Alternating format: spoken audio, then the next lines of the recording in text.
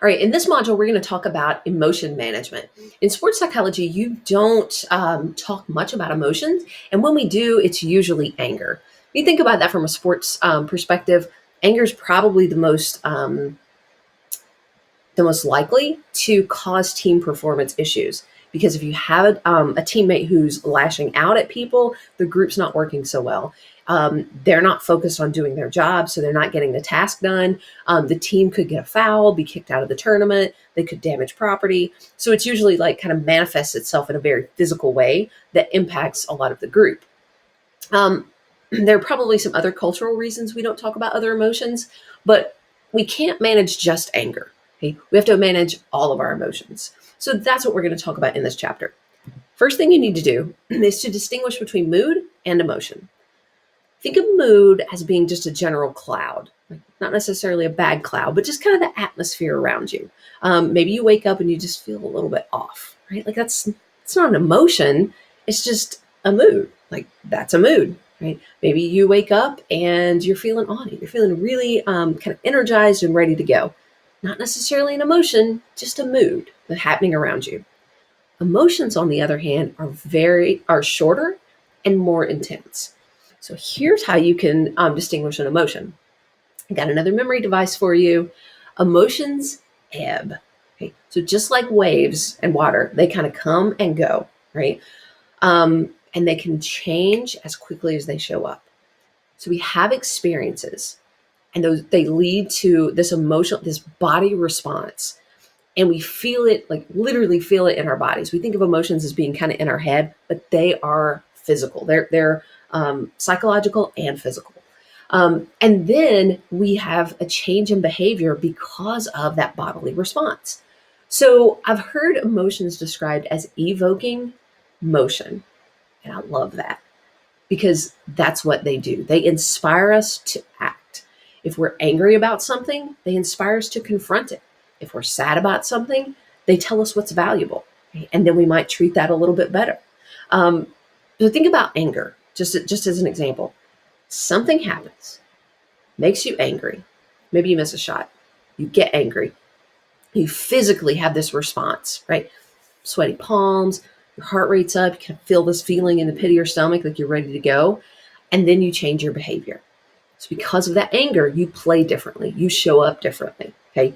Maybe you approach the goal with a little bit more vigor next time, right? So if emotions ebb, and kind of keep this image of the wave in your mind as well. So hopefully that'll kind of help you distinguish. All right, group emotions are just as important. So you think about, like, from a survival standpoint, emotions keep us safe. If we feel scared, maybe something's going on. Same thing in a group. So emotions are contagious. If one person in our group were heard, because remember, we're animals, okay, and we live in social groups. They keep us safe. They make us feel comfortable because they keep us safe. They help us survive. So if one person in our group is feeling a certain way, we need to tap into that, know why. That's mood linkage as well. That's when our mood changes based on the group we're with. And emotional acting is when we're kind of covering up. So we're either faking emotions, or we're not trying, or we're not letting our emotions show. So that's a problem because it's kind of sending mixed messages. We'll talk about that in class, okay? Just know that group emotions are also important. Individual emotions play into that, and together they help us survive or win a game, okay? We're going to talk about emotional intelligence. So in your reading, you kind of walk through the theory, and this is the idea that in order to really tap into our emotions, we need to be emotionally intelligent. The first step, these bubbles are kind of out of order here. So the first thing is self-awareness. Like, we have to be aware of our own emotions. We then have to be able to regulate, because emotions evoke motion. They're going to change our behavior. So we have to regulate. That doesn't mean suppress your emotions. That means feel them and respond appropriately. Okay? It also requires social skills, because just like with anger, we can't feel angry and just act out. Like, we have to learn to adjust. Otherwise, our group will kick us out.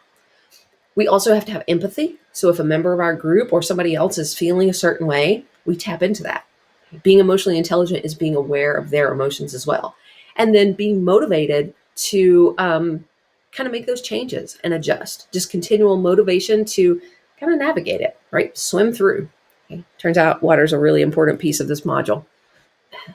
A strategy that we're going to talk about is the ruler method. It's one of my favorites, ways to kind of regulate your emotions. So if you have a hard time tapping into your emotion, and sometimes that comes because of practice, right? We've really been practicing kind of shoving our emotions down or not really paying attention to them.